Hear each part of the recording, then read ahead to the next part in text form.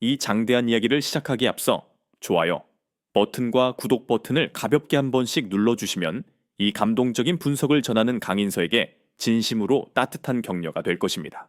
지금 이 영상을 시청하고 계신 여러분은 어느 지역에 계신가요? 아래 댓글창에 여러분의 위치를 공유해 주시면 감사하겠습니다. 70년간 미국이 철저하게 지켜온 최고의 군사 기밀이 있습니다. 그런데 놀랍게도 그 기밀을 완전히 획득해낸 국가가 존재합니다. 바로 대한민국입니다. 일본은 핵 잠수함 기술 확보를 위해 5천 초 5소 100억 달러라는 천문학적인 자금을 투입했으나 결국 대상에서 탈락했습니다. 호주와 영국은 10년이 넘도록 공동 연구 단계에 머물러 있는 실정입니다. 그런데 더욱 충격적이고 믿기 어려운 사실이 그 다음으로 밝혀졌습니다.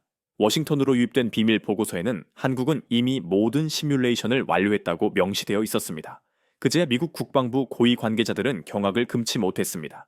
필라델피아 조선소의 인수, 미국형 아이언돔이라 불리는 스카이 헌터의 한국 배치, F-35 스텔스 전투기의 한국 이동 등 표면적으로는 평범해 보였던 이 모든 사건들이 실은 하나의 거대한 퍼즐처럼 치밀하게 연결되어 있었다는 사실이 드러났습니다.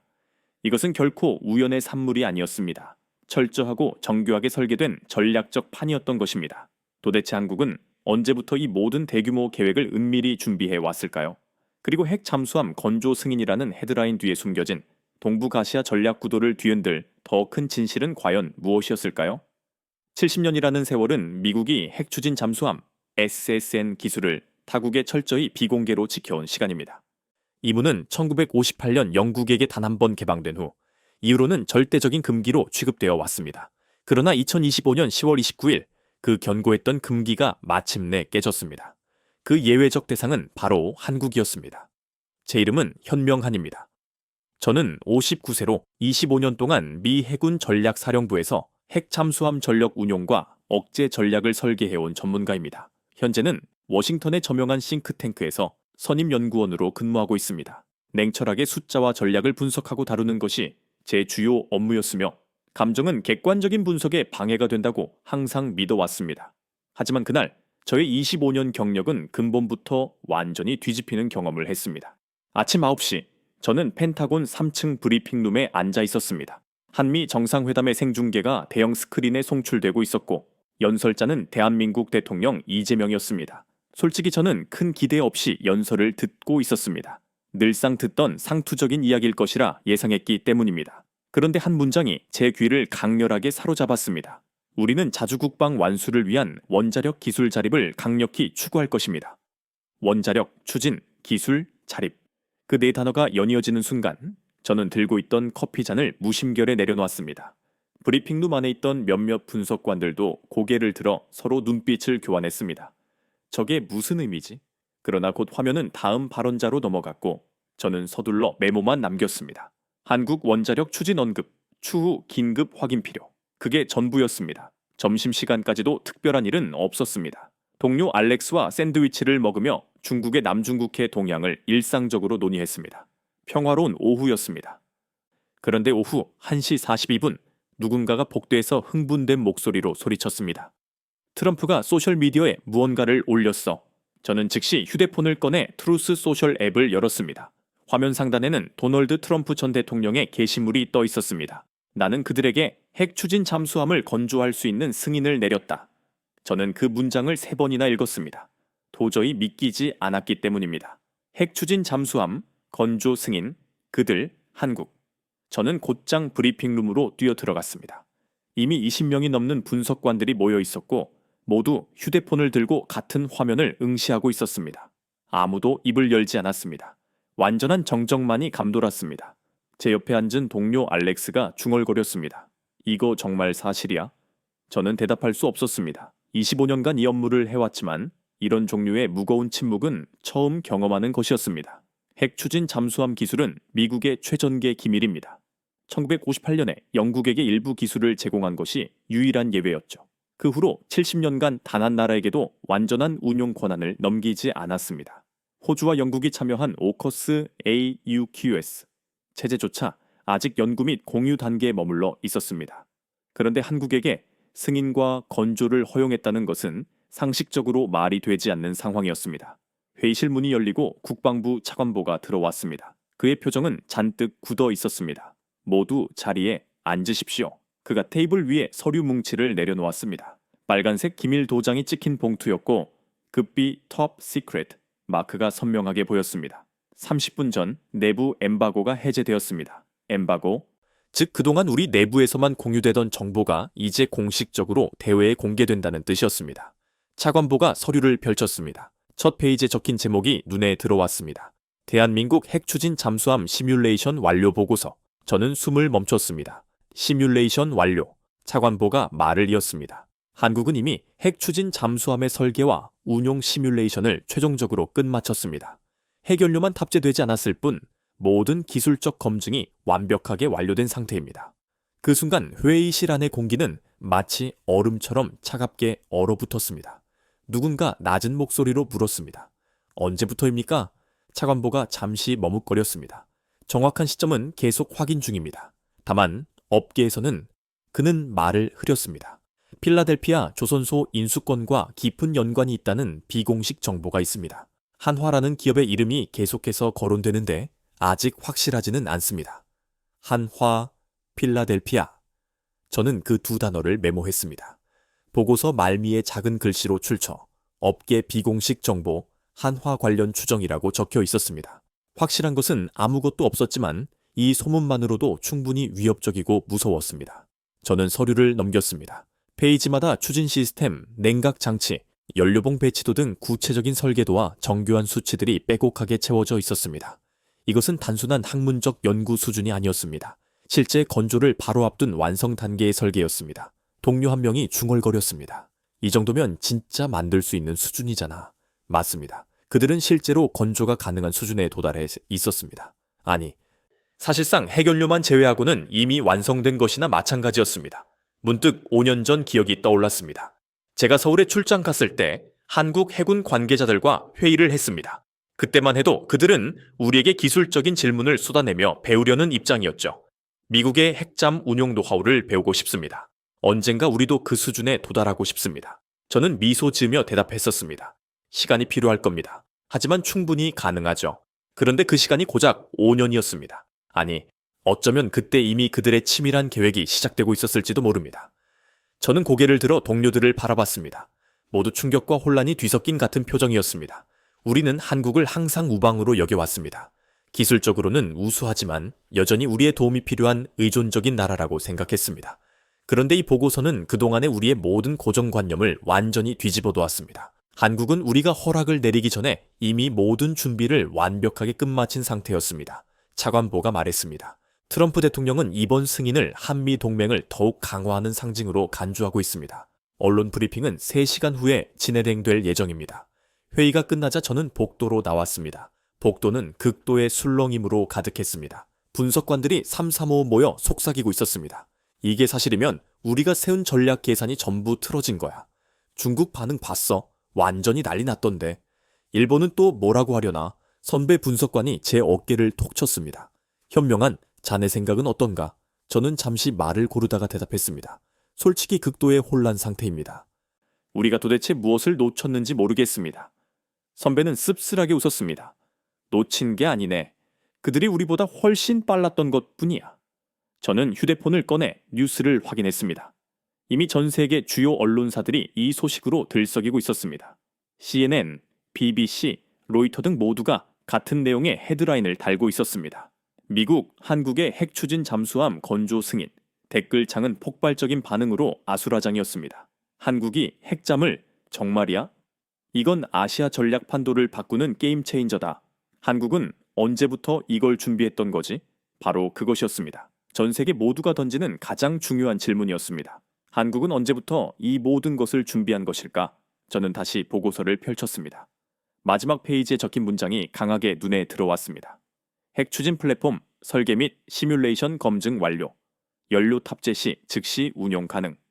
즉시 운용 가능. 이 네 글자가 모든 것을 설명해 주었습니다. 이것은 단순한 협상이 아니었습니다. 이미 결과가 결정되어 있던 최종 게임이었던 것입니다. 저녁 6시 트럼프 전 대통령의 후속 인터뷰가 공개되었습니다. 한 기자가 물었습니다. 왜 하필 한국입니까? 트럼프는 웃으며 자신감 있게 대답했습니다. 한국 대통령이 이번 협상을 가장 훌륭하게 이끌어냈기 때문입니다. 그들은 완벽하게 준비되어 있었어요. 준비되어 있었다. 그 문장이 제 머릿속에 계속해서 맴돌았습니다. 밤 9시가 넘었지만 펜타곤 건물에는 여전히 환하게 불이 켜져 있었습니다.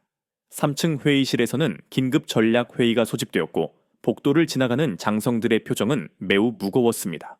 저는 창밖을 바라봤습니다. 워싱턴의 하늘은 여전히 맑았지만 세계 전략 지도는 그날 완전히 새로운 판으로 바뀌어 있었습니다. 심야 뉴스에서는 각국 전문가들이 긴급 출연하여 분석과 의견을 쏟아냈습니다. 모두가 같은 질문을 던지고 있었습니다. 아재 동북아시아의 군사적 균형은 어떻게 재편되는가? 저 역시 궁금했습니다. 그날 밤 저는 집에 돌아가 보고서를 처음부터 다시 읽었습니다. 수백 페이지를 꼼꼼히 넘기며 기술력, 설계 완성도, 시뮬레이션 정확도 등 모든 항목을 확인했습니다. 모든 것이 완벽하게 구축되어 있었습니다. 저는 깨달았습니다. 한국은 우리가 허락해 주기를 기다린 것이 아니었습니다. 그들은 이미 모든 준비를 끝마치고 우리가 그 문을 열어줄 때까지 조용히 그리고 철저히 기다리고 있었던 것입니다. 그리고 마침내 그 문이 열렸습니다. 2025년 10월 29일, 70년간 지켜온 금기가 무너진 날, 대한민국이 세계 핵추진 잠수함 보유국으로 진입하는 문턱에 선 날이었습니다. 다음 날 아침, 저는 일찍 사무실에 도착했습니다. 밤새 잠을 설쳤기 때문입니다. 머릿속에는 오직 한 단어만 맴돌고 있었습니다. 한화. 어제 회의실에서 차관보가 흘렸던 그 이름이 계속해서 신경 쓰였습니다. 필라델피아 조선소와 연관이 있다는 비공식 정보. 그것이 무엇을 의미하는지 반드시 알아내야 했습니다.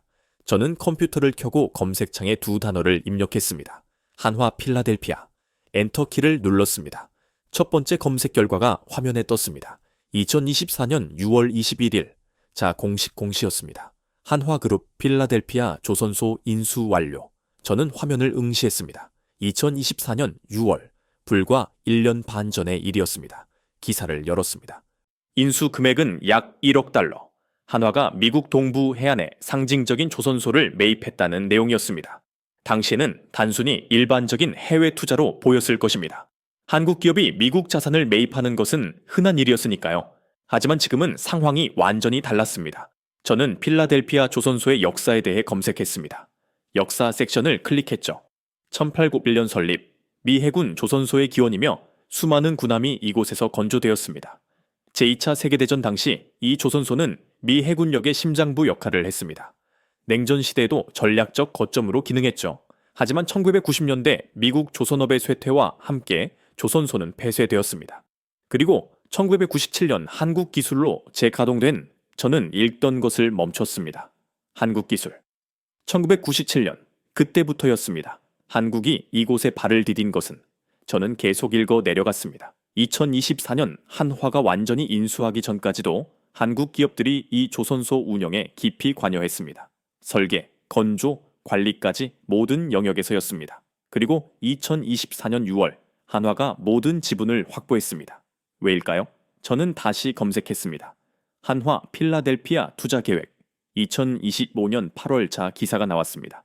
한화가 필라델피아 조선소에 대규모 투자를 발표했다는 내용이었습니다. 설비 현대화, 인력 확충, 미 해군 보조 라인 통합 추진. 투자 규모는 구체적으로 명시되지 않았지만 수십억 달러로 추정되었습니다. 한화는 이 조선소를 미국 조선업 재건의 핵심 거점으로 만들겠다고 밝혔습니다. 저는 의자의 등바디에 몸을 기댔습니다. 2024년 인수, 2025년 대규모 투자 발표, 그리고 같은 해 10월 핵잠 승인.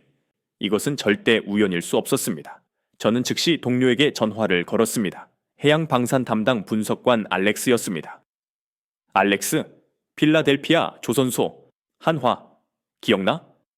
당연하지. 왜? 한화가 거기 인수한 거 말이야. 혹시 그게 핵잠이랑 관련 있을 것 같지 않아? 전화 너머로 잠시 침묵이 흘렀습니다. 알렉스가 낮은 목소리로 말했습니다. 나도 어젯밤에 그 생각을 했어. 타이밍이 너무나 완벽하게 일치하거든. 혹시 자료 있어? 어깨 쪽 군 고위층 비공식 라인에서 들은 얘기가 좀 있긴 한데 확실한 건 아니야. 뭔데? 알렉스가 주저하다가 입을 열었습니다. 한화 특수선 부문에서 뭔가 시뮬레이션을 돌렸다는 소문이 있어. 내부 프로젝트 이름이 뭐였더라? 보일러 프로젝트였나? 보일러는 원자력 연료를 의미하는 군사 은어였습니다. 언제부터? 최소 23년 전부터라고 들었어. 그런데 이건 전부 비공식 정보야. 회사 측에서 공식 확인한 적은 없어. 저는 메모했습니다. 한화 특수선 부문 보일러 프로젝트 23년 전 그 시뮬레이션이 뭘 검증한 건데? 핵추진 잠수함의 설계 및 운용 가능성이라고 하더라. 설계도는 이미 완성되었고 시뮬레이션 결과도 전부 나왔다는 거야. 저는 숨을 깊이 들이마셨습니다. 그럼 진짜 만들 수 있다는 거잖아. 이론적으로는 그렇지. 하지만 현명한 이건 다 소문일 뿐이야. 팩트 체크된 게 아니라고. 알았어. 고마워. 전화를 끊고 저는 화면을 다시 봤습니다. 필라델피아 조선소, 한화의 인수, 대규모 투자, 시뮬레이션 프로젝트. 거대한 퍼즐 조각들이 비로소 제자리를 찾기 시작했습니다. 저는 다른 자료를 찾아보았습니다. 하나오션의 특수선 건조 실적, 세계 1위 점유율 39%, LNG 운반선, 컨테이너선, 특수 목적함 등 한화는 이미 세계에서 가장 복잡하고 정교한 선박들을 건조하고 있었습니다. 그렇다면 핵잠수함 역시 논리적으로 불가능할 이유가 없었습니다. 저는 한국 조선업의 역사를 빠르게 훑어봤습니다. 1973년 현대조선 창립. 당시 한국은 배 한 척 제대로 만들어 본 적 없는 미개한 나라였습니다. 하지만 50년 후 한국은 세계 조선업 시장을 압도적으로 장악했습니다. 기술력, 건조 속도, 품질 모든 면에서 1위였습니다. 그런 그들이 핵잠수함을 만들겠다고 공언한다면 그것은 더 이상 불가능의 영역이 아니었습니다. 문이 열리고 알렉스가 들어왔습니다.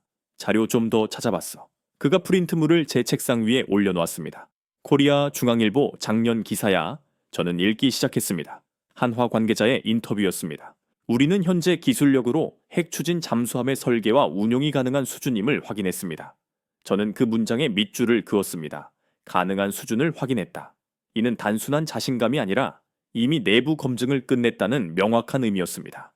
알렉스가 말했습니다. 이 발언이 작년 말에 나왔어. 그리고 올해 한화가 필라델피아 현대화 계획을 발표했지. 그럼 필라델피아에서 만들겠다는 거네. 아마도 미국 본토에서 건조해야 기술 이전도 용이하고 정치적으로도 깔끔하니까.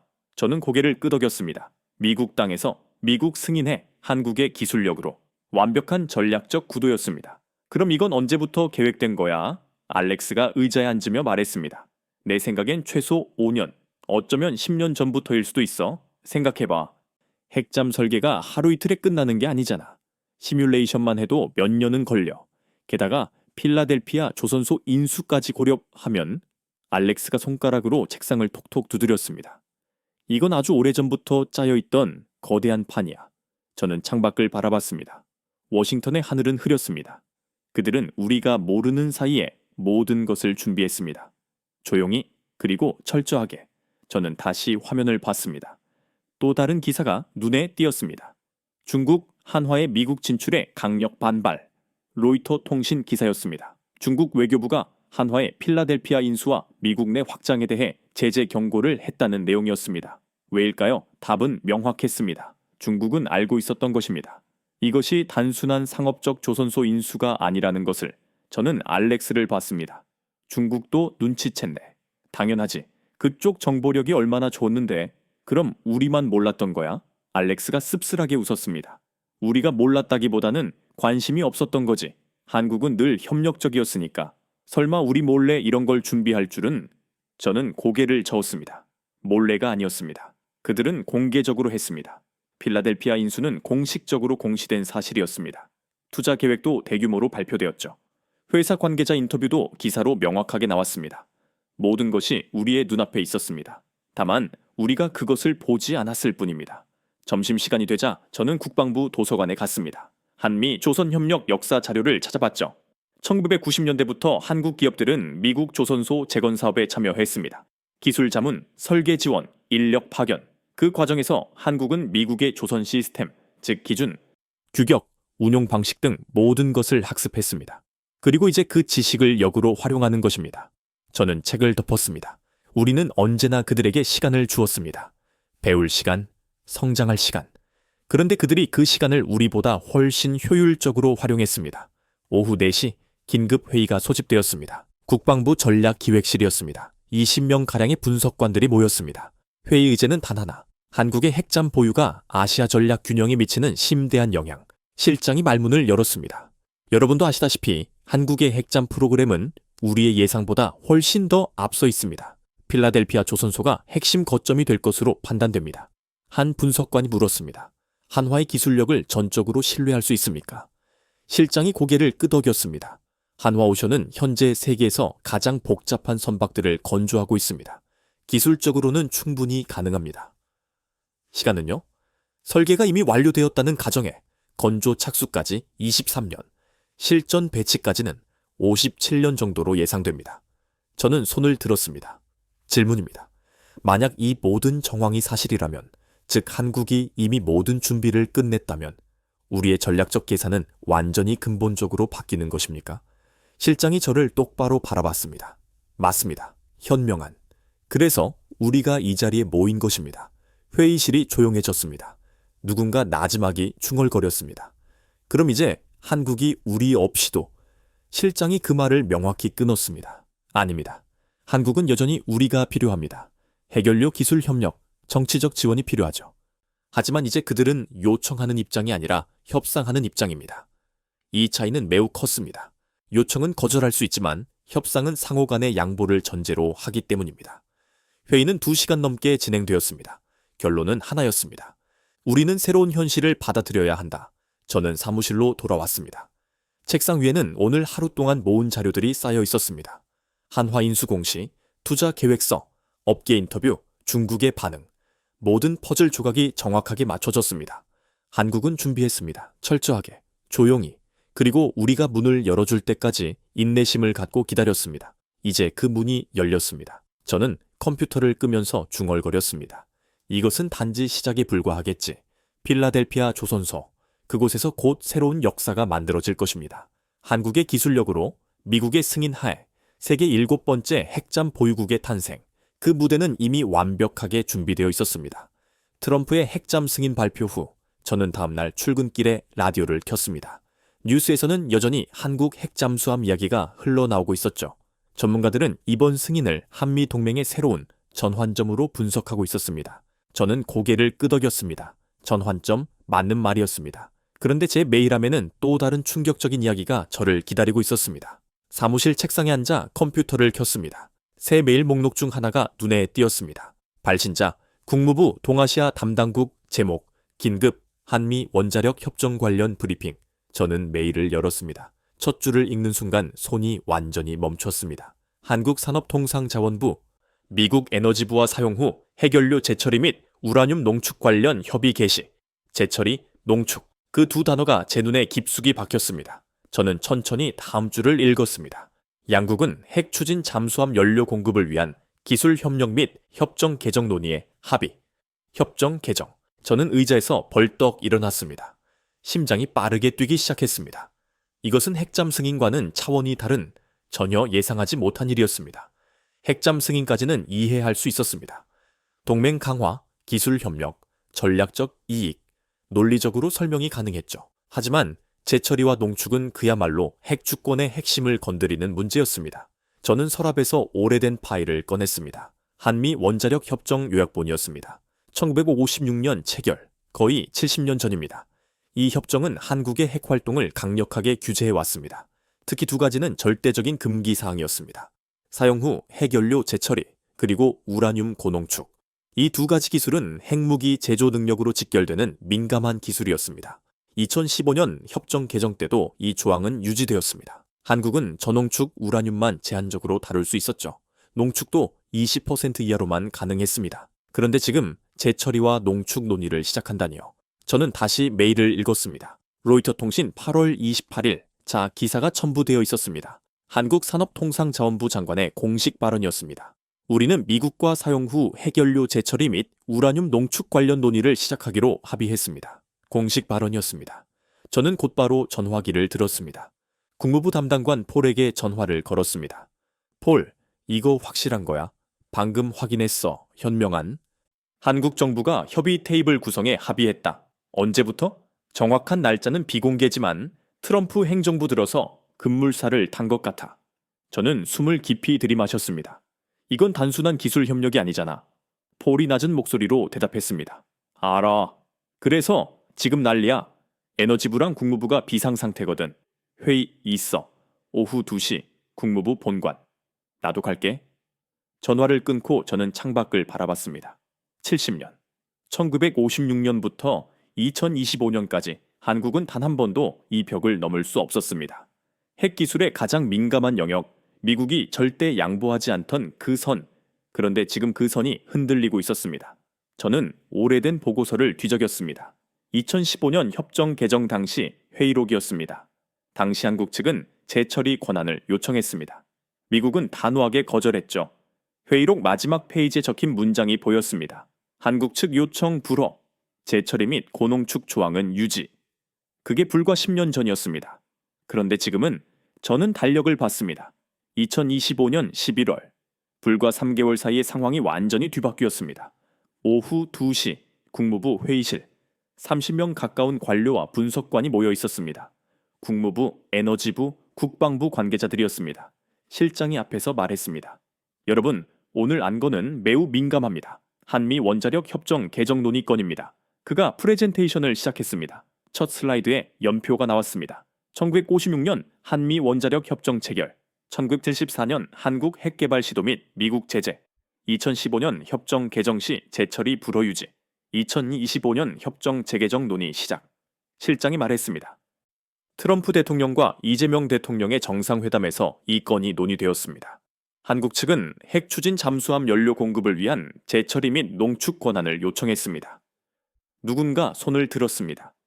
오직 연료만을 위한 것입니까? 실장이 고개를 끄덕였습니다. 공식적으로는 그렇습니다. 하지만 여러분도 아시다시피 재처리 기술은 그가 말을 멈췄습니다. 회의실은 다시 침묵에 잠겼습니다.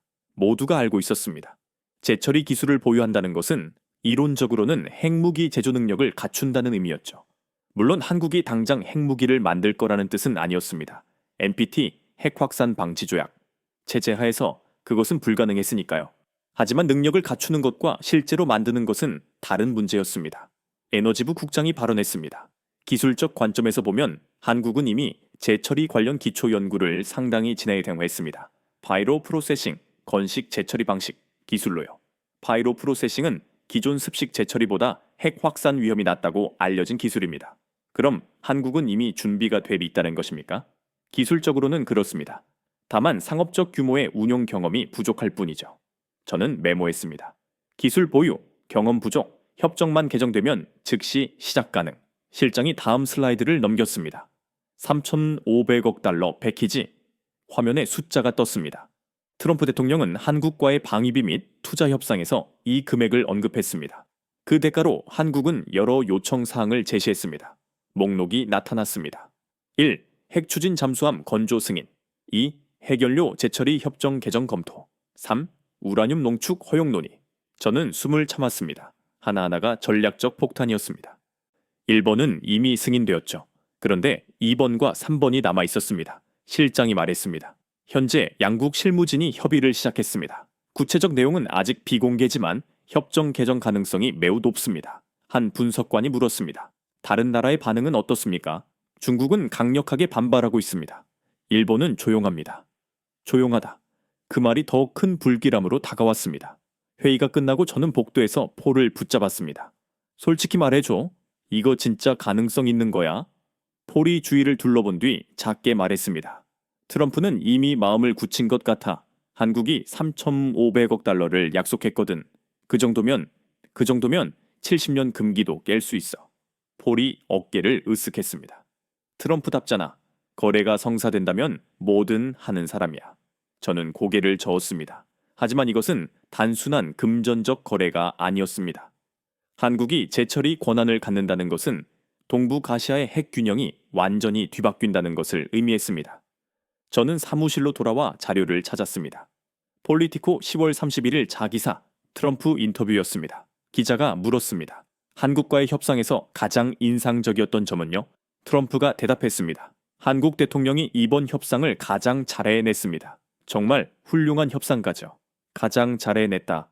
저는 그 문장을 반복해서 읽었습니다. 한국은 핵잠 승인만 받은 것이 아니었습니다. 그 뒤에 훨씬 더 거대한 목표를 준비하고 있었던 것입니다. 70년간 묶여있던 족쇄, 재처리 금지, 농축 제한, 이제 그 족쇄가 풀리려 하고 있었습니다. 저녁 입시, 저는 집에서 뉴스를 봤습니다. 코리아 타임즈 속보가 화면에 떴습니다. 한미 핵잠 추진용 연료 및 재처리 기술 관련 협의 테이블 게시, 댓글들이 쏟아져 올라오고 있었습니다. 드디어 우리도 핵 주권국이 되는 건가? 이건 역사적인 순간이다. 70년 만에 금기가 깨졌다. 저는 화면을 끄고 창밖을 바라봤습니다. 워싱턴의 밤은 고요했습니다. 하지만 저는 알고 있었습니다. 이것은 거대한 시작이라는 것을. 트럼프의 핵잠 승인은 그저 헤드라인이었을 뿐 진짜 뉴스는 따로 있었습니다. 한국이 핵연료의 완전한 주권을 논의하기 시작했다는 것입니다. 이것은 단순히 잠수함 한 척을 건조하는 이야기가 아니었습니다. 이것은 핵 자주국으로 나가는 첫걸음이었습니다. 저는 오래된 보고서를 다시 꺼냈습니다. 1956년 협정문. 70년 전 한국은 전쟁의 폐허 속에서 미국의 원조를 받던 나라였습니다. 그런데 지금은 미국과 대등하게 마주 앉아 최첨단 핵 기술을 논의하는 나라가 되었습니다. 동등한 협상 파트너로서 말입니다. 저는 책상 서랍에 그 보고서를 넣으며 중얼거렸습니다. 이제 세계는 한국을 다르게 보게 될 거야. 핵잠 보유국이 아니라 핵 주권국으로. 한국은 바로 그 문턱에 당당히 서 있었습니다. 중국 외교부의 공식 성명이 나온 것은 그 다음 날이었습니다. 저는 아침 브리핑에서 그 번역본 문서를 받았습니다. 한 줄이 강렬하게 눈에 들어왔습니다. 동북아의 핵균형이 무너진다. 저는 그 문장을 2번 읽었습니다. 핵균형. 중국이 이 단어를 사용했다는 것은 매우 의미심장했습니다. 브리핑룸에 앉은 동료들도 같은 표정이었습니다. 팽팽한 긴장감이 감돌았습니다. 제 옆 분석관이 중얼거렸습니다. 중국이 이렇게 빨리 그리고 격렬하게 반응할 줄은 몰랐는데 저는 고개를 끄덕였습니다. 빠른 반응은 그들의 두려움을 나타내는 신호였습니다. 브리핑 담당관이 말했습니다. 중국 글로벌 타임즈는 사설에서 한미 핵잠 협력이 지역 비핵화 프로세스에 부정적 영향을 준다고 비판했습니다. 비핵화. 저는 그 명분 뒤에 숨겨진 그들의 진짜 속내가 궁금했습니다. 저는 사무실로 돌아와 동아시아 해역 지도를 펼쳤습니다. 손가락으로 거리를 재봤습니다. 서울에서 베이징까지 직선 거리로 약 950km, 서해를 가로지르면 500km 남짓. 중국의 주요 군항들의 위치도 표시했습니다. 칭다오 700km, 샤먼 비슷한 거리. 저는 숨을 멈췄습니다. 한국의 핵잠수함이 서해에 배치된다면 중국 해군의 심장부가 사실상 감시권 안에 들어오는 것을 의미했습니다. 저는 다른 자료를 찾았습니다. 한국 핵잠 예상사양 4,000톤에서 5,000전 톤급, 작전 방영 약 8,000킬로 이상. 서해는 물론이고 동중국해, 대만 해협, 심지어 남중국해까지 모두 작전 가능 범위였습니다. 저는 빨간 펜으로 선을 그었습니다. 서울, 황해, 대만 해협, 남중국해, 하나로 이어지는 선이었습니다. 문득 깨달았습니다. 중국이 진정으로 두려워한 것은 핵 잠수함 그 자체가 아니었습니다. 그 잠수함이 움직일 전략적 위치였던 것입니다. 저는 중국 해군 관련 보고서를 꺼냈습니다. 작년 CSIS 아시아 해양 보고서였습니다. 중국 해군의 약점 섹션을 펼쳤습니다. 원양 작전 능력 부족, 대잠 감시 능력 제한적. 서해 및 대만 해협의 대잠 감시선은 300km에서 400km 수준이었습니다. 300km. 한국 핵잠수함이 조용히 잠수한다면 중국은 탐지조차 못할 수도 있다는 뜻이었습니다. 저는 의자에 기대어 생각했습니다. 지난 수십 년간 중국은 연안 방어 중심의 전략을 유지했습니다. 제1도련선, 제2도련선, 그 안에서 자국 해역을 방어하는 전략이었죠. 그런데 한국 핵잠이 그 방어선 안으로 깊숙이 침투한다면 중국의 해상 장막은 완전히 무너지는 것이었습니다. 동료 알렉스가 들어왔습니다. 현명한, 이거 봤어? 그가 태블릿을 건넸습니다. 네이버 뉴스 기사였습니다. 한국 핵잠 예상작전 구역 분석. 지도에는 빨간색 원이 서해를 중심으로 넓게 그려져 있었고 그 원은 대만 해협까지 뻗어 있었습니다. 알렉스가 말했습니다. 이게 중국이 진짜 두려워하는 거야. 베이징에서 불과 500km 떨어진 바다에 한국 핵잠이 은밀히 떠다닌다는 거. 미 해군도 그 거리에 잠수함을 배치하지 않았잖아. 정확해. 정치적으로 너무 민감하니까. 그런데 한국은 달라. 한국 영해와 가깝고 작전 명분도 분명하니까. 저는 고개를 끄덕였습니다. 한국은 북한 위협에 대응한다는 명분이 있었습니다. 하지만 핵잠수함의 실제 작전 방향은 북한을 훨씬 넘어섰습니다. 북한 반응은 어때? 알렉스가 어깨를 으쓱했습니다. 그게 이상해. 조용하거든. 조용하다고? 조선중앙통신이나 노동신문 어디에도 공식 논평이 없어. 로이터에서 확인했어. 저는 눈살을 찌푸렸습니다. 매우 이상했습니다. 북한은 늘 한미 군사협력에 격렬하게 반발해 왔습니다. 그런데 이번엔 침묵. 왜 그럴까요? 알렉스가 천천히 말했습니다. 내 생각엔 뭐라고 할 말이 없어서 그런 것 같아. 무슨 뜻이야? 생각해봐. 북한이 그동안 뭘로 한국을 위협해왔어? 핵이잖아. 근데 한국이 핵잠을 갖게 되면 저는 그 의미를 이해했습니다. 북한의 핵 위협이 상대적으로 크게 약화되는 것입니다. 핵잠수함은 핵무기가 아니지만 전략적 억제력은 그에 준하는 수준이었으니까요. 탐지 불가능한 플랫폼, 언제 어디서나 출현할 수 있는 예측 불가능한 위협. 북한 입장에서는 그들의 기존 전략 계산이 완전히 틀어지는 것이었습니다. 그럼 중국도 같은 이유로 불안한 거네. 맞아. 그들의 해양 봉쇄선이 한국의 기술력 앞에서 무너지는 거야. 저는 다시 지도를 바라봤습니다. 70년간 동북아시아의 전략 균형은 명확했습니다. 미국의 압도적인 해군력, 중국의 연안 방어, 한국과 일본의 디젤 잠수함. 그런데 이제 한국이 핵잠을 보유한다면 게임의 규칙 자체가 바뀌는 것입니다. 저는 중국 외교부 성명을 다시 읽었습니다. 핵 균형 붕괴. 그들은 이것이 단순한 잠수함 한 척의 문제가 아니라는 것을 정확히 알고 있었습니다. 오후 회의에서 국방부 차관이 말했습니다. 중국은 공식적으로는 비확산을 주장하지만 실제로는 자국 해역 감시 능력을 우려하고 있습니다. 한 분석관이 물었습니다. 대만 문제와도 연결됩니까? 차관이 고개를 끄덕였습니다. 당연합니다. 한국 핵잠이 대만 해협 부근에서 작전을 수행하면 중국의 대만 봉쇄 전략은 매우 복잡해지죠. 회의실이 조용해졌습니다. 모두가 같은 생각을 하고 있었습니다. 이것은 한반도만의 지역 문제가 아니었습니다. 동북아 전체의 전략 구도가 재편되는 격변이었습니다. 저녁 무렵 저는 베이징에 주재하는 동료 데이비드에게 전화를 걸었습니다. 데이비드, 거기 분위기 어때? 술렁이지. 외교부는 물론이고 군부도 극도로 긴장한 것 같아. 구체적으로 뭘 걱정하는데? 데이비드가 잠시 멈칫하다 말했습니다. 황해랑 동중국해. 그 바다가 더 이상 자기네 마당이 아니게 될까봐 두려워하는 거지. 일리가 있네.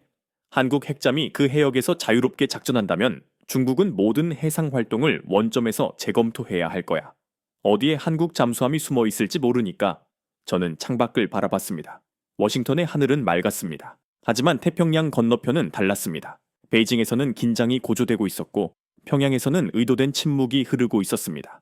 저는 전화를 끊고 메모했습니다. 중국 해양 봉쇄 공포, 북한 위협 상실 불안. 두 나라 모두 한 가지를 깨달은 것입니다. 이제 동북아 바다의 전략적 중심에 선 나라는 한국이라는 것을. 그날 밤 저는 오래된 전략 교본을 읽었습니다. 해양 전략의 기본 원칙. 바다를 지배하는 자가 전쟁을 지배한다. 한국은 이제 그 지배력을 조용히 그러나 확실하게 손에 넣으려 하고 있었습니다. 곧이어 예상치 못한 또 하나의 발표가 나왔습니다. 트럼프 전 대통령이었습니다. 저는 펜타곤 브리핑룸에서 그의 기자회견을 시청하고 있었죠. 그가 단상에 섰습니다. 특유의 자신감 넘치는 표정이었습니다. 미국의 조선업을 되살릴 유일한 파트너는 한국입니다. 저는 귀를 의심했습니다. 유일한 파트너. 그 단어가 제 머릿속에 깊이 박혔습니다. 트럼프가 말을 이었습니다. 우리는 마크 SGA, Make America Shipbuilding Great Again 프로젝트를 재가동합니다. 미국 조선업 부활을 위해 한국의 우수한 인력과 기술을 적극적으로 도입할 것입니다. MAKSGI. 이전에 한미 정상회담에서 논의되었다가 트럼프의 연이은 압박에 잠시 멈춰섰던 프로젝트였습니다. 그런데 지금 재가동이라니. 브리핑룸이 다시 술렁였습니다. 기자 한 명이 손을 들었습니다. 구체적으로 어떤 협력입니까? 트럼프가 웃으며 대답했습니다. 한국의 조선 엔지니어들이 대규모로 미국으로 옵니다. 필라델피아 조선소를 시작으로 미국 전역의 조선소에서 일하게 될 것입니다. 그들의 기술로 우리 조선업이 다시 한번 살아날 것입니다. 저는 숨을 깊이 들이마셨습니다. 한국 엔지니어들이 미국 조선소에서 일한다. 이것은 단순한 기술 협력 수준이 아니었습니다. 브리핑이 끝나자 저는 사무실로 돌아왔습니다. 알렉스가 이미 와 있었고 표정은 매우 심각했습니다. 현명한, 이거 좀 이상하지 않아? 뭐가? 메익스기의 재가동 타이밍 말이야. 핵잠 승인하고 바로 이어서 우연치고는 너무 정확하게 맞아떨어져. 저는 고개를 끄덕였습니다. 맞는 말이었습니다. 뭔가 더 깊은 연결고리가 있을 것 같아. 알렉스가 노트북을 열었습니다. 내가 최근 몇 달 동향을 정리해봤어. 한국 관련해서. 그가 화면을 돌렸습니다. 타임라인이 보였습니다. 9월 스카이 헌터 시스템 한국 배치 확정. 10월 초 F-35B 일부 기체 병택 이전. 10월 말 핵잠 승인. 11월 에마키스기아 재가동. 저는 화면을 응시했습니다. 이게 전부 연결돼 있는 건가? 그런 것 같아. 시간 순서대로 봐봐. 9월에 뭐가 먼저 일어났는지. 저는 스카이헌터 관련 기사를 찾았습니다. 디펜스 뉴스 보도였습니다. 스카이헌터 시스템, 한국의 첫 해외 배치, 미국 본토보다 먼저 전개. 저는 읽으면서 되물었습니다. 이거 이상한 것도 아니야? 미국판 아이언돔이잖아. 아직 시험 단계인데 왜 한국에 먼저 배치한 거지? 알렉스가 끄덕였습니다. 바로 그거야. 일본도 요청했지만 한국이 먼저 받았어. 공식 이유는 북한 미사일 위협 대응이지만 저는 고개를 가로저었습니다. 명분 뒤에 숨겨진 진짜 이유는 따로 있을 것 같은데. 알렉스가 다른 자료를 꺼냈습니다. 그 다음 달 10월 초 F-35B 이전 건 기억나지? 주일 미군 기지에서 평택으로 옮긴 거. 맞아. 그것도 이상했어. 일본은 미국의 핵심 동맹인데 왜 거기서 전투기를 빼서 한국으로 보낸 거야? 저는 당시 뉴스를 검색했습니다. 디펜스 뉴스 10월 초 기사. F-35B 일부 평택 기지 이전. 전략적 재배치. 전략적 재배치. 그 단어 뒤에 무언가가 숨겨져 있었습니다. 알렉스, 이렇게 생각해봐. 9월에 스카이헌터, 10월에 F-35B, 그리고 10월 말에 핵잠 승인, 그리고 지금 MR키 S기에. 우리는 서로를 바라봤습니다. 알렉스가 천천히 말했습니다. 이건 단계적으로 완벽히 계획된 거야. 무엇을 위해서? 한국을 아시아 전략의 핵심 중심지로 만들기 위해서. 저는 의자에 깊숙이 기댔습니다. 퍼즐 조각이 완전히 맞춰지기 시작했습니다. 그럼 이게 전부 핵잠 승인을 위한 사전 작업이었다는 거야? 알렉스가 고개를 끄덕였습니다. 아니면 반대로 핵잠 승인이 이미 내정되어 있었고 그에 맞춰서 다른 전략 자산들을 먼저 배치한 거거나. 저는 타임라인을 다시 봤습니다. 9월, 10월, 10월 말. 한 달 간격으로 너무나 정확했습니다. 누가 이걸 설계한 거지? 트럼프? 아니면 국방부 고위층? 근데 중요한 건 그게 아니야. 뭔데? 알렉스가 화면을 가리켰습니다. 중요한 건 이 모든 것이 한국 없이는 불가능하다는 거야. 저는 눈살을 찌푸렸습니다. 무슨 뜻이야? 생각해봐. 스카이헌터는 왜 한국에 먼저 줬을까? 북한 미사일 때문? 아니, 한국이 그 시스템을 실전 테스트할 수 있는 최적의 환경이기 때문이야. F-35B는 한국 공군이 F-35A를 이미 운용하고 있잖아. F-35 계열 운용 경험이 풍부해. 게다가 정비 인프라도 완벽하게 갖춰져 있고. 저는 깨달았습니다. 그럼 우리가 한국에 시혜를 베푼 게 아니라 한국의 인프라를 필요로 한 거였네. 저는 숨을 깊이 들이마셨습니다. 알렉스가 다른 자료를 펼쳤습니다. 그리고 이것 봐. 클락슨 리서치 올해 자료야. 화면에 숫자가 떴습니다. 한국 조선업 글로벌 점유율 42.8%. 세계 선박의 절반 가까이를 한국이 만들고 있었습니다. 그 기술력 없이는 미국 조선업을 살릴 방법이 없는 거야. 저는 고개를 끄덕였습니다. MAKSSGA, 미국 조선업 부활. 그것은 한국의 압도적인 기술력을 필요로 했습니다. 그럼 이 모든 게 거래였네. 트럼프 방식의 거래. 우리는 한국에게 핵잠 기술을 제공하고 한국은 우리에게 조선 기술과 인프라를 제공한다. 그리고 그 전에 스카이헌터와 F-35B로 전략적 신뢰를 쌓은 거지.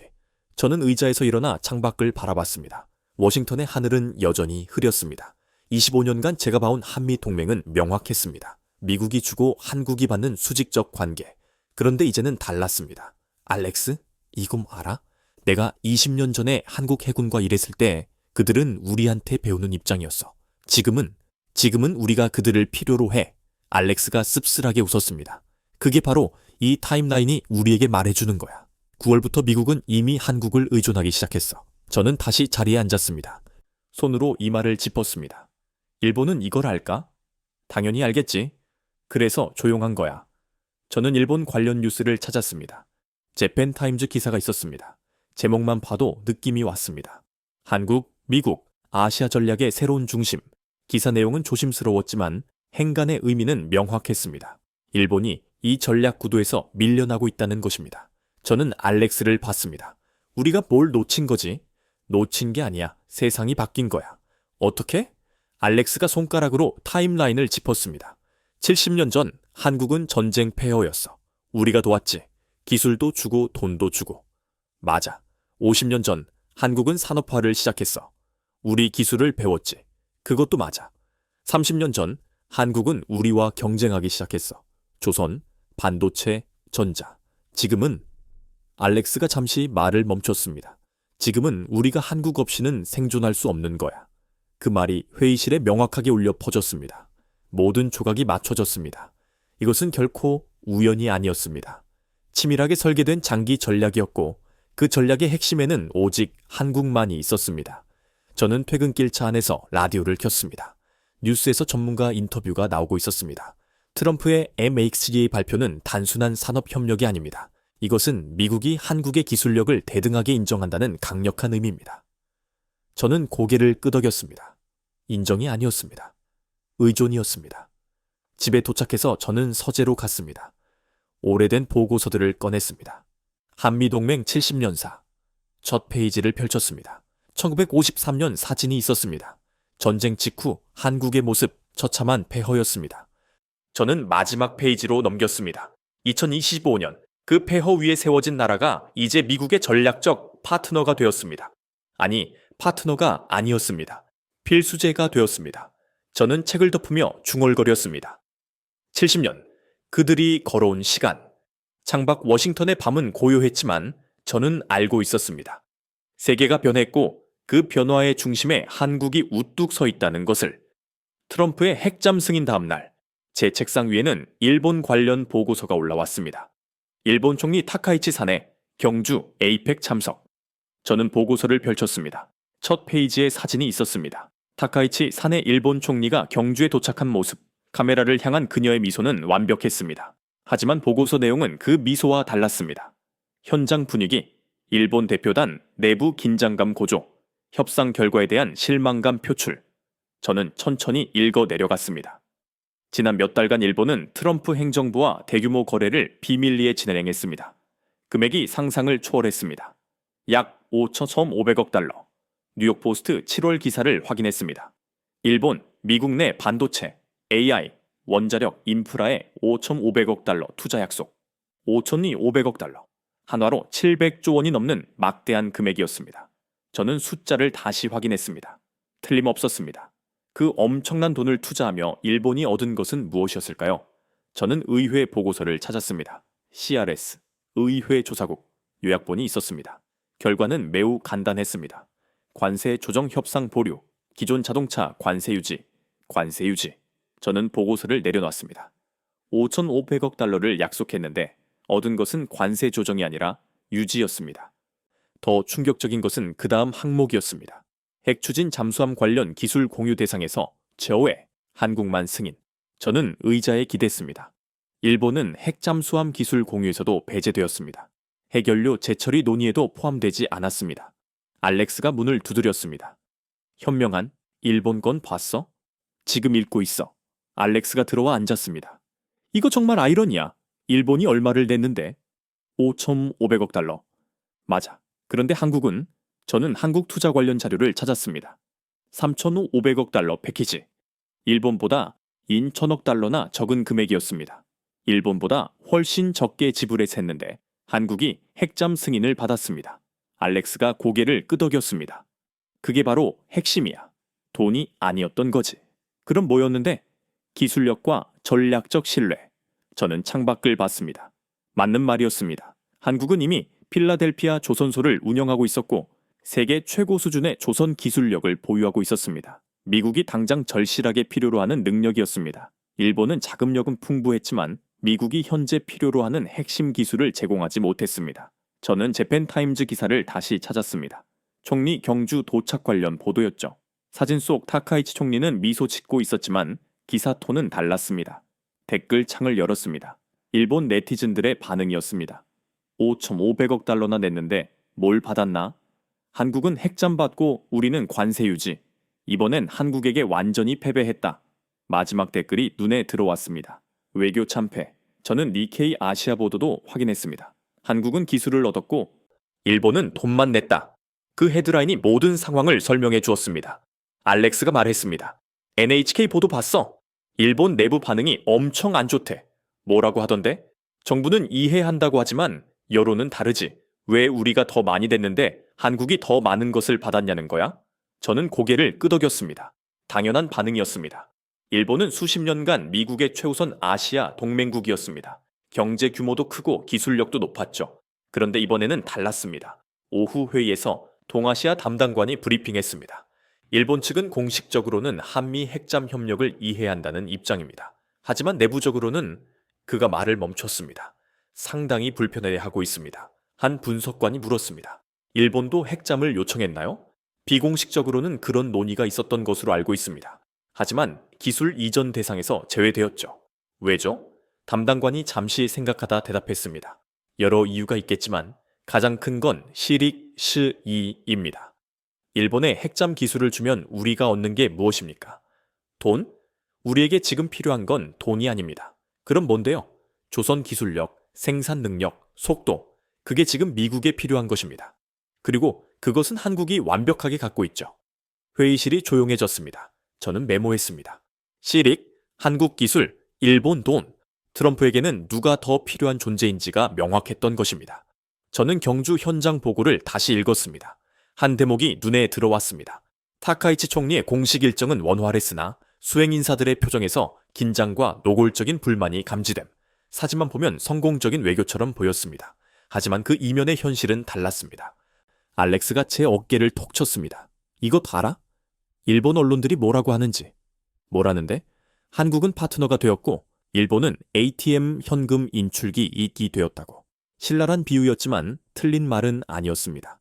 저는 트럼프의 발언을 다시 찾았습니다. 폴리티코 인터뷰. 한국 대통령이 이번 협상을 가장 잘 해냈습니다. 가장 잘 해냈다. 그 말 속에는 비교 대상이 숨어 있었습니다. 일본보다 잘했다는 뜻이었죠. 저는 양국의 협상 결과를 정리해 봤습니다. 한국, 핵잠 승인, 재처리 논의, 메이크 SGA 참여, 스카이 헌터 우선 배치. 일본, 관세 유지, 5,500억 달러 투자 약속 이행. 한눈에 봐도 그 차이는 명확했습니다. 알렉스가 말했습니다. 일본이 화낼 만하지. 더 많이 냈는데 덜 받았으니까. 근데 그게 트럼프 방식이잖아. 무슨 뜻이야? 트럼프는 충성심이나 역사적 관계를 보지 않아. 오직 거래만 봐. 지금 당장 나에게 뭘 줄 수 있느냐. 알렉스가 씁쓸하게 웃었습니다. 그리고 한국이 줄 수 있는 것이 일본보다 훨씬 많았다는 거지. 정확해. 저는 클락슨 리서치 자료를 다시 봤습니다. 한국 조선업 점유율 42.8%, 일본 조선업 점유율은 한 자릿수였습니다. 그 차이는 압도적이었습니다. 저는 창밖을 바라봤습니다. 워싱턴의 하늘은 흐렸습니다. 일본은 돈을 냈습니다. 5,500억 달러라는 천문학적 금액을. 하지만 세계는 돈만으로 움직이지 않았습니다. 기술력이 필요했고 생산 능력이 필요했고 신뢰가 필요했습니다. 그리고 그 모든 것을 한국이 갖추고 있었던 것입니다. 저는 보고서를 덮으며 중얼거렸습니다. 그녀의 완벽한 미소 뒤엔 쓰라린 패배가 숨어 있었구나. 경주의 하늘 아래 일본 총리는 웃었습니다. 하지만 그 웃음 뒤에는 치욕이 있었습니다. 5,500억 달러. 역사상 가장 비싼 헛돈이었습니다. 혼란에 빠진 워싱턴의 하루는 새로운 속보 파일로 시작되었습니다. 국방부 내부망으로 들어온 파일 하나를 받았죠. 제목을 보는 순간 손이 떨렸습니다. 한미 핵추진 잠수함 협력 프로그램 상세 계획안. 저는 주위를 둘러봤습니다. 사무실엔 아무도 없었죠. 파일을 열었습니다. 저는 숨을 깊이 들이마시고 읽기 시작했습니다. 두 번째 페이지에 구체적인 타임라인이 제시되었습니다. 2026년, 2028년 설계 및 모듈 제작 단계, 2028년, 2030년 건조 착수 단계, 2032년, 2035년 실전 운용 목표. 저는 그 숫자들을 응시했습니다. 2032년에서 2035년, 불과 10년도 채 남지 않은 시간이었습니다.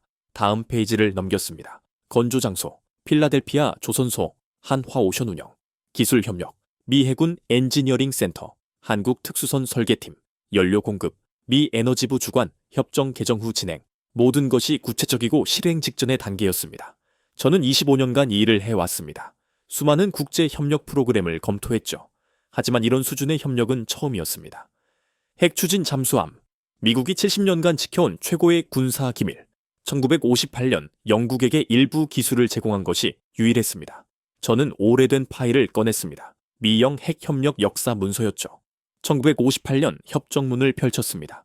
미국, 영국 상호 방위 협정, 핵 추진 기술의 일부 공유. 완전한 기술 이전이 아니었습니다. 영국은 자체 원자로를 개발했고 미국은 설계 조언만을 제공했습니다. 그런데 한국은 저는 다시 문서를 봤습니다. 완전한 기술 이전 및 공동 개발. 완전한 그 단어가 눈에 박혔습니다. 저는 계속 읽었습니다. 오커스 아유쿠스 프로그램과의 차이점. 오커스는 2023년 발표 후 현재까지 연구 단계에 머물러 있음. 한국 프로그램은 실제 건조 목표, 오커스, 즉 호주, 영국, 미국의 3자 협력체는 2023년에 요란하게 발표되었지만 아직도 연구만 진행하고 있었습니다. 실제 잠수함이 나오려면 10년은 더 걸릴 예정이었습니다. 그런데 한국은 7년 안에 운용을 시작한다. 저는 숫자를 다시 확인했습니다. 틀림없었습니다. 문을 두드리는 소리가 들렸습니다. 저는 재빨리 파일을 닫았습니다. 알렉스였습니다. 현명한, 그거 받았어? 뭘? 핵잠 계획안. 저는 고개를 끄덕였습니다. 알렉스가 문을 닫고 들어왔습니다. 믿어져? 2032년에. 빠르지? 빠른 정도가 아니야. 이건 거의 기적적인 속도야. 저는 파일을 다시 열었습니다. 알렉스와 함께 읽었습니다. 한국 측 기술 기여, 특수선 설계 경험, 42.8% 세계 점유율, 고난도 용접 기술, 모듈화 건조 시스템. 미국 측 기술 기여, 원자로 설계, 해결료 공급, 추진 시스템 통합. 완벽한 역할 분담이었습니다. 알렉스가 중얼거렸습니다. 이것 봐. 미국이 원자로를 제공하고 한국이 배를 만드는 거야. 그 이상이야. 여기 봐. 저는 다음 섹션을 가리켰습니다. 운용 체계, 한국 해군 독자 운용, 미 해군 기술 자문, 독자 운용. 그 세 글자가 의미하는 바는 명확했습니다. 한국이 완전한 주권을 갖는다는 뜻이었습니다.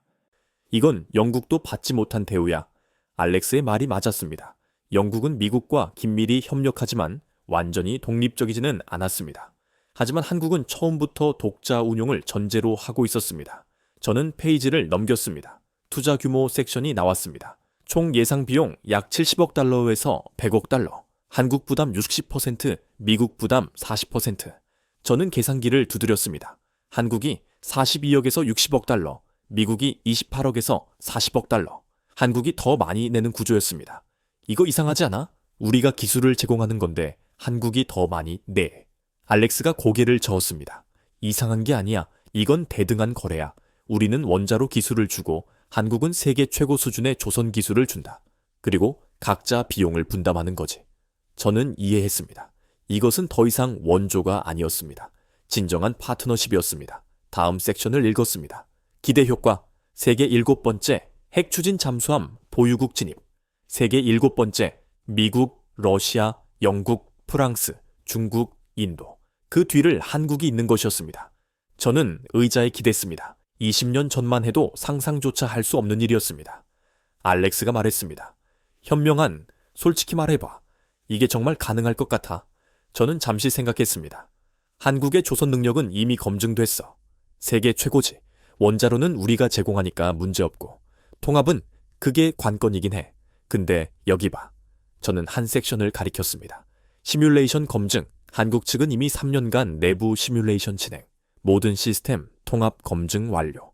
이미 시뮬레이션을 끝냈다고 합니다. 알렉스가 눈을 크게 떴습니다. 진짜? 여기에 적혀 있잖아. 우리는 서로를 바라봤습니다. 이제 모든 것이 설명되었습니다. 한국이 왜 이렇게 빠른 속도로 움직일 수 있었는지. 그들은 이미 모든 준비를 끝마쳤던 것입니다. 저는 마지막 페이지를 덮었습니다. 결론, 본 프로그램은 한미 동맹의 새로운 패러다임을 제시한다. 미국은 더 이상 일방적 기술 제공이 아닌 상호 협력 파트너로서 한국과 함께한다. 상호 협력 파트너. 저는 그 문장을 2번 읽었습니다. 70년 동맹 역사상 처음이었습니다. 저는 파일을 닫았습니다. 알렉스가 물었습니다. 어떻게 생각해? 저는 창밖을 바라봤습니다. 알렉스, 나는 20년 전 서울에서 한국 장교를 만났어. 응? 뭐라고 해댔지? 그가 물었지. 언젠가 우리도 핵잠을 가질 수 있을까요? 뭐라고 대답했는데. 가능할 거라고 했어. 하지만 오래 걸릴 거라고. 실제로는 저는 알렉스를 바라봤습니다. 10년밖에 안 걸렸어. 알렉스가 조용히 웃었습니다. 그들은 우리가 생각했던 것보다 훨씬 더 빨랐어. 저는 고개를 끄덕였습니다. 그날 저녁 저는 집에서 오래된 지도를 펼쳐 세계 핵 추진 잠수함 보유국 지도를 보았습니다. 빨간 점이 6개 찍혀 있었죠. 저는 빨간 펜을 들었습니다. 한반도에 7번째 점을 찍었습니다. 2032년. 그때 이 점은 현실이 될 것입니다. 대한민국. 세계 7번째 핵 추진 잠수함 보유국. 저는 펜을 내려놓으며 중얼거렸습니다. 그날이 오면 세계는 완전히 달라질 거야. 보고서를 받았습니다. 두꺼운 파일이었죠. 표지에 제목이 적혀 있었습니다. 한미 핵추진 잠수함 프로그램 최종 평가서. 저는 사무실 문을 닫았습니다. 조용히 집중해서 읽고 싶었거든요. 첫 페이지를 넘겼습니다. 요약 섹션이 보였습니다. 결론: 대한민국 2032년까지 세계 7번째 핵추진 잠수함 보유국으로 진입 예정. 세계 7번째. 저는 그 숫자를 응시했습니다. 미국, 러시아, 영국, 프랑스, 중국, 인도, 그리고 이제 한국. 저는 의자에 깊이 앉았습니다. 문득 한 얼굴이 떠올랐습니다. 박정희 대통령. 저는 오래된 사진을 검색했습니다. 1970년대 초 사진이 나왔죠. 포항제철 기공식이었습니다. 폐허 속에서 그가 외쳤던 말이 기억났습니다. 우리는 할 수 있다. 당시 아무도 믿지 않았습니다. 변변한 철강도 없는 나라가 제철소를 세운다니요. 하지만 그들은 해냈습니다. 그리고 10년 후 그 철강이 거대한 배가 되었고 그 배를 만들던 기술이 이제 핵추진 잠수함이 되는 것입니다. 저는 다른 사진도 찾았습니다. 정주영 회장. 1973년 현대 조선소 건설 현장. 아무것도 없던 바닷가의 불도저로 땅을 밀던 그 모습. 저는 그 사진을 보며 생각했습니다. 그가 만든 조선소가 지금 세계 1위가 되었습니다. 그 기술력이 필라델피아로 건너갔죠. 그리고 이제 핵잠수함을 건조하고 있습니다. 저는 페이지를 넘겼습니다. 보고서에 한국조선업 연표가 나왔습니다. 1973년 현대조선 창립. 세계는 비웃었습니다. 1980년대 세계 10위권 진입. 1990년대 세계 3위. 2000년대 세계 1위 달성.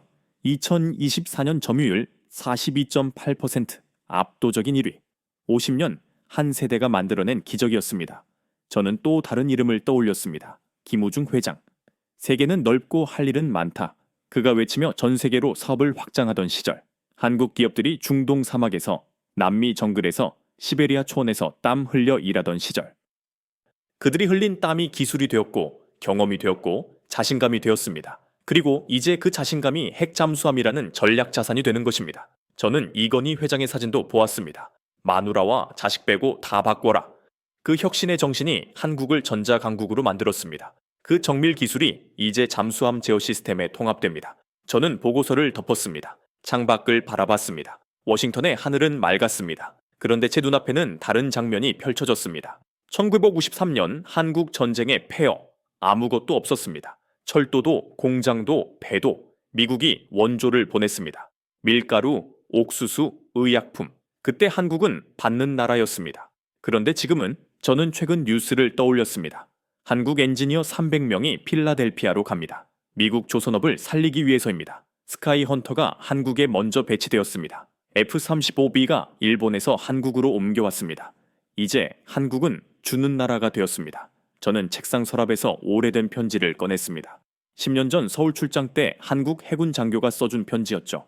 언젠가 우리 해군도 미국처럼 강해질 겁니다. 그날까지 배우겠습니다. 저는 그때 생각했었습니다. 좋은 꿈이야. 하지만 오래 걸릴 거야. 그런데 10년밖에 걸리지 않았습니다. 아니, 사실은 70년이 걸린 여정이었습니다. 1953년부터 시작된 여정. 전쟁 폐허에서 산업화로, 산업화에서 선진국으로, 선진국에서 기술 강국으로, 그리고 이제 핵잠 보유국으로. 저는 컴퓨터를 켰습니다. 필라델피아 조선소의 최근 사진을 찾았습니다.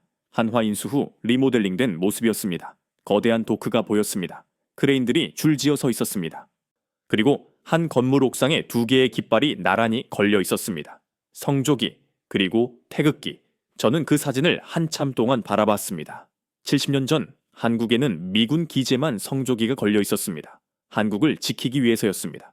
그런데 지금은 미국 땅에 태극기가 걸려 있습니다. 미국 산업을 살리기 위해서. 완전히 뒤바뀐 상황이었습니다. 알렉스가 문을 두드렸습니다. 현명한 마지막 보고서 다 읽었어? 방금 끝냈어. 어때? 저는 한참을 말없이 있다가 대답했습니다. 알렉스, 이건 단순한 기술의 승리가 아니야. 그럼 뭔데? 세대의 유산이야. 알렉스가 고개를 갸웃했습니다. 저는 설명했습니다. 박정희가 철강을 만들었어. 정주영이 배를 만들었지. 김우중이 세계로 나갔고 이건희가 기술 혁신을 외쳤어. 그 모든 것이 지금 하나의 잠수함으로 모이는 거야. 알렉스가 천천히 고개를 끄덕였습니다. 한 세대가 다음 세대에게 물려준 거네. 맞아. 그들이 흘린 땀이 사라진 게 아니야. 지금도 흐르고 있어. 이 핵잠 엔진 속에서. 알렉스가 창밖을 바라봤습니다. 그럼 우리는 뭘 본 거지? 기적. 저는 단호하게 말했습니다. 우리는 기적을 본 거야. 한 민족이 스스로 일어서는 기적. 그날 저녁 저는 집에서 한미동맹 70년사를 다시 펼쳤습니다. 첫 장에는 1953년 사진, 폐허. 마지막 장에는 2025년 사진, 필라델피아 조선소의 태극기. 저는 두 사진을 나란히 놓았습니다. 같은 나라라고 믿기 어려웠습니다. 하지만 이것은 엄연한 현실이었습니다. 한때 밀가루 한 포대에 울던 나라. 이제는 세계 경제 10위권, 조선 1위, 반도체 선두권, 방산 수출국, 그리고 곧 핵잠 보유국. 저는 펜을 들었습니다. 보고서 마지막 페이지에 한 줄을 적었습니다. 2032년 그날 필라델피아 도크에서 한국의 핵잠이 바다로 나갈 것이다. 그 순간은 단순히 배 한 척의 진수가 아니다. 이는 한 민족의 70년 여정이 완성되는 순간이다. 저는 펜을 내려놓았습니다. 창밖 워싱턴의 밤은 고요했습니다. 하지만 태평양 건너편 한반도에서는 새로운 역사가 쓰이고 있었습니다. 저는 오래된 사진을 다시 봤습니다. 박정희의 우리는 할 수 있다. 정주영의 불도저, 김우중의 세계도전, 이건희의 혁신. 그 모든 정신이 2032년 한 척의 잠수함이 되어 바다 위에 강력하게 떠오를 것입니다. 조용하지만 강력하게 저는 중얼거려 들었습니다. 그들은 해냈어. 정말로 해냈어. 25년 전 제가 이 일을 시작했을 때만 해도 몰랐습니다. 언젠가 제가 한국의 핵잠수함 프로그램을 분석하게 될 줄은. 하지만 이제 저는 알고 있습니다. 세계는 변합니다. 강자와 약자는 바뀌죠. 그리고 한국은 이제 그 변화의 중심에 있습니다. 더 이상 도움받는 나라가 아닙니다. 이제는 세계를 이끌어가는 나라입니다. 저는 보고서를 서랍에 넣어주었습니다. 언젠가 이 보고서는 역사의 증거가 될 것입니다. 2025년 한국이 세계 7번째 핵잠국이 되기로 한 해, 저는 워싱턴에 있었고 그 역사를 직접 목격했습니다. 그리고 깨달았습니다. 진정으로 강한 나라는 무기로 만들어지는 것이 아니라 세대를 아우르는 헌신과 유산으로 만들어진다는 것을. 한국이 바로 그 명확한 증거였습니다. 2025년 경주에서 우리가 목격한 것은 단순히 잠수함 한 척의 이야기가 아니었습니다. 전쟁의 폐허에서 시작해 세계 7번째 핵잠국으로 향하는 한 민족의 장대한 여정이었습니다. 이제 세계는 묻습니다. 한국은 어떻게 불가능을 가능으로 만들었는가?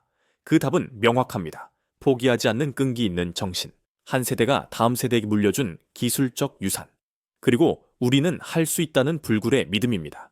당신의 아버지 세대가 흘린 땀이 지금 태평양 바다 위를 조용히 가르고 있습니다. 대한민국이 세계 7번째 핵추진 잠수함 보유국이 되기까지의 감동적이고 자랑스러운 오늘의 사연에 대해 여러분의 생각은 어떠신가요?